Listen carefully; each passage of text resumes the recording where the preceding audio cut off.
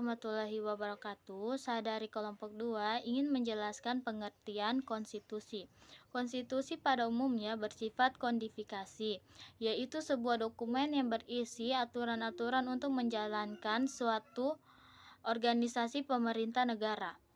Namun, dalam pengertian ini, konstitusi diartikan dalam artian tidak semuanya berupa dokumen tertulis dalam kurung formal. Menurut para ahli, ilmu hukum maupun ilmu politik, konstitusi harus diterjemahkan termaksud kesepakatan politik, negara, kekuasaan, pengambilan keputusan, kebijakan, dan distribusi maupun alokasi. Konstitusi bagi organisasi pemerintah negara yang dimaksud terdapat beragam bentuk dan kompleksisasi strukturnya. Terdapat pula konstitusi politik atau hukum, akan tetapi mengandung pula arti konstitusi ekonomi. Tujuan konstitusi. 1. Konstitusi bertujuan untuk memberikan pembatasan sekaligus pengawasan terhadap kekuasaan politik. Tujuan ini berfungsi untuk membatasi kekuasaan penguasa sehingga tidak melakukan tindakan yang merugikan masyarakat banyak. Dan yang kedua, konstitusi bertujuan untuk melepaskan kontrol kekuasaan dari penguasaan sendiri. Baiklah, konstitusi sendiri memiliki beberapa fungsi yang harus kita ketahui, antara lain sebagai berikut. 1. Membatasi kekuasaan pemerintah agar tidak terjadinya hal sewenang-wenang yang dilakukan oleh pemerintah agar hak-hak bagi warga negara terlindungi dan tersalurkan. 2. Sebagai piagam kelahiran suatu negara.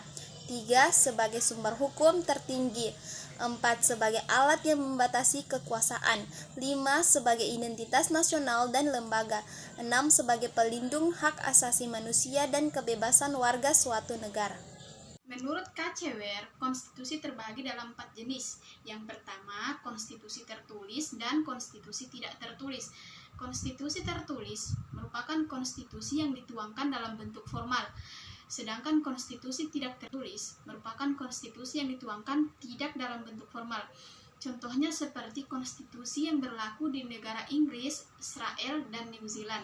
Kedua, konstitusi fleksibel dan konstitusi rigid. Konstitusi fleksibel merupakan konstitusi yang bersifat elastis, diumumkan dan diubah dengan cara yang sama seperti undang-undang. Sedangkan konstitusi rigid memiliki kedudukan dan derajat yang jauh lebih tinggi dari peraturan perundang-undangan yang lain, sehingga dengan mengubahnya mempunyai cara yang khusus atau istimewa, atau dengan peraturan yang lebih berat. Ketiga, konstitusi derajat tinggi dan konstitusi tidak derajat tinggi.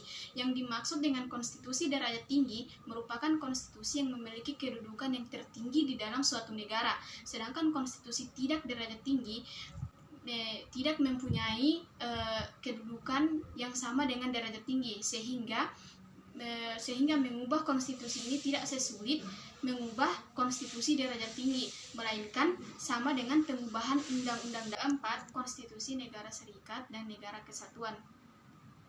Konstitusi negara serikat didapati sistem pemerintahan antara negara serikat dan negara bagian, sehingga kekuasaannya diatur oleh konstitusinya atau undang-undang.